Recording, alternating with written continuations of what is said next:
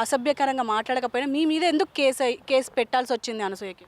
మంచి ప్రశ్న అమ్మా, నిజమైన ప్రశ్న. ఏంటంటే నేను నిజాలు బయటికి తీసుకొస్తున్నాను.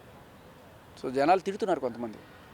తిట్టడం కాదు, ఇప్పుడు మనం అడుగుతున్నాం, అమ్మా నువ్వు ఆ రోజున స్కేరీ సిచ్యువేషన్, శివాజీ సామాన్లు అన్న పదానికి జనాలందరూ కూడా, అక్కడున్న యూత్ అందరూ కూడా హే హే హే హే అని నవ్వారు.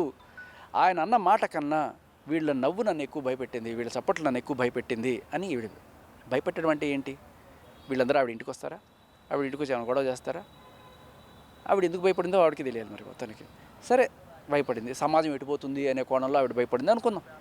నా పిల్లలు పెరగాల్సిన ఆడపిల్లలు అంటే ఆవిడకి ఆడపిల్లలు కూడా లేరు, బేసికల్ మగపిల్లవాడే కదా. సరే కానీ సో మొత్తానికి పాపం మన పిల్లల గురించి అందరి పిల్లల గురించి ఆలోచించి ఆవిడ భయపడింది అనుకుందాం. మరి ఆవిడ చేసింది ఏంటి? కొన్నాళ్ళ క్రితం రాశిగారి ఫలాలు అని మాట్లాడినప్పుడు మీకు ఇది అనిపించలేదా? అది పెట్టి అవతల వాళ్ళు నవ్వుకుంటున్నారు కదా. ఏది సామాను అన్న పదానికి ఫలాలు అన్న పదానికి పెద్ద తేడా ఏం లేదమ్మా, అదే మీనింగ్. సామాన్ అన్నా కూడా బూతు కాదు, ఫలాలన్నా కూడా బూతు కాదు. ఆ కంటెస్ట్లో అది బూతు, ఈ కంటెస్ట్లో ఇది బూతు. అలా బూతులు మాట్లాడి అక్కడ నాగబాబు గారు లేకపోతే రోజా గారు నవ్వుకుంటుంటే ఆ రోజు నవ్వు మీకు కనబడలేదా? శివాజీ అన్నప్పుడు నవ్వే మీకు కనబడిందా? మరి ఆ నవ్వుకి మీరేం సమాధానం చెప్తారు?